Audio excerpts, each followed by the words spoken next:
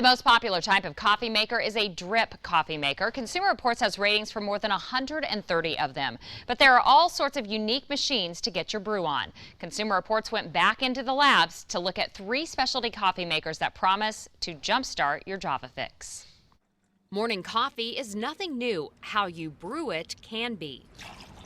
Consumer Reports looked at 3 new coffee makers that promise to improve your cup of joe, including one that only makes cold brewed coffee. Cold brewing is steeping the grounds in cold water for a long period of time. It makes coffee that's less acidic and less bitter. This $50 OXO cold brew is basically a filter container on a stand.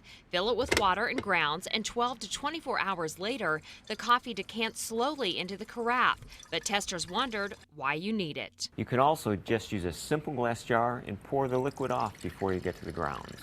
Next up, the Fellow Duo Coffee Steeper. It costs $100, brews coffee hot or cold, and the double filter promises to keep the gunk out of the bottom of your cup. We needed to use more coffee, and we had to steep it for longer than the instructions suggested, but the chamber is really well insulated, so we were still able to get a hot cup of coffee. For just $30, this Aerobie air press brews both coffee and espresso using an airtight plunger to force the coffee through the filter. Plunging can be a little tricky, but it works quickly and is easy to clean. Eventually, we were able to get a good cup of coffee from each of these, but not right out of the box.